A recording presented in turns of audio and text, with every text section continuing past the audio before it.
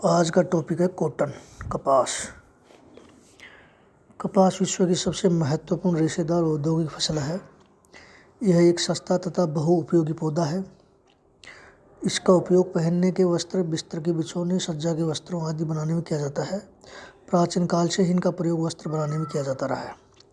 कपास उष्णकटिबंधीय जलवायु का पौधा है। इसका उद्गम क्षेत्र कदाचित भारत है। अनुमान है कि यहाँ से कपास का पौधा चीन, मिस्र तथा अन्य देशों को ले जाया गया। भारत में हड़प्पा व मोहनजोदड़ो के भग्नावशेषों की खुदाई से पता चला है कि भारत में अब से 5000 वर्ष पूर्व कपास की खेती की जाती थी। प्राचीन काल में कपड़े बनाने में अधिकांशतः कपास के रेशे का प्रयोग किया जाता था। आज के वैज्ञानिक प्रगति के संसार में भी जबकि अनेक प्रकार के कृत्रिम रेशों का निर्माण बढ़ता जा रहा है, प्राय सभी देशों में कपास का प्रचार है। गर्म देशों में तो वर्ष भर इसी के रेशों बने कपड़ों का प्रयोग किया जाता है। संसार में सूती वस्त्र उद्योग का बड़ा महत्व है।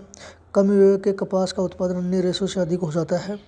अन्य रेशेदार पदार्थों की अपेक्षा इसके काटते समय इसका केवल 10% भाग ही बेकार रहता है, तब वह भी सभी उद्योगों में प्रयुक्त हो जाता है। कपास की किस्में।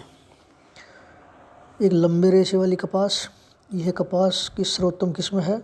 इसे समुद्रद्वीपीय कपास भी कहते हैं। इसके रेशे की लंबाई 2.80 सेंटीमीटर से 6.25 सेंटीमीटर तक होती है।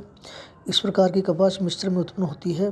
उत्तरी अमेरिका में समुद्र तटीय फ्लोरिडा, जॉर्जिया, कैरोलिना, उत्तरी ऑस्ट्रेलिया और फिजी द्वीपों में पैदा की जाती है। इसके लंबे रेशे और चमकीलेपन के कारण इसका प्रयोग बढ़िया प्रकार के कपड़े बनाने के लिए किया जाता है।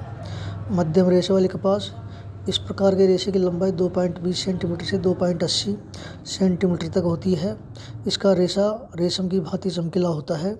इसका प्रयोग रेशम के साथ मिलकर कपड़ा बुनने में किया जाता है। सबसे पहले मिस्र में पाई गई थी। इस प्रकार की कपास उत्तरी अमेरिका, मिस्र, पेरू, उत्तरी ब्राज़ील, युगांडा, तंजानिया, मैक्सिको, संयुक्त राज्य अमेरिका, कैलिफोर्निया और एरिज़ोना राज्य में उत्पन्न की जाती है। चीन और अर्जेंटीना में भी ये कपास उत्पन्न होती है। छोटे रेशे वाली कपास, इसका रेशा 2.80 सेंटीमीटर से कम लंबा होता है। इसे भारतीय कपास भी कहते हैं। ये घटिया किस्म की कपास मानी जाती है। इसका उत्पादन मुख्यतः भारत, ब्राज़ील, चीन, बांग्लादेश तथा एशिया के अन्य देशों में होता है।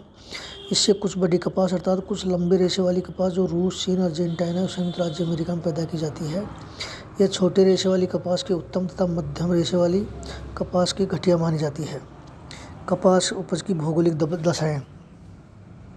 तापमान, यह कपास के लिए औसत तापमान 20 डिग्री सेंटीग्रेड से 25 डिग्री सेंटीग्रेड होना चाहिए।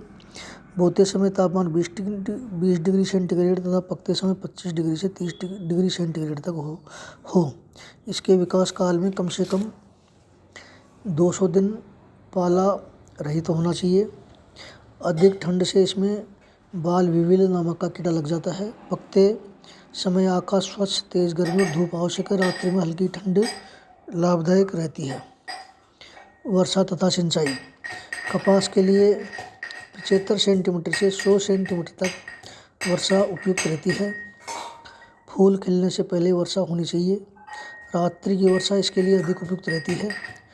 75 सेंटीमीटर से कम वर्षा वाले क्षेत्रों में सिंचाई की आवश्यकता पड़ती है। स्वच्छ समुद्री वायु भी लाभदायक है। अतः बढ़िया किस्म का कपास समुद्र तटीय भागों में ही उगाई जाती है।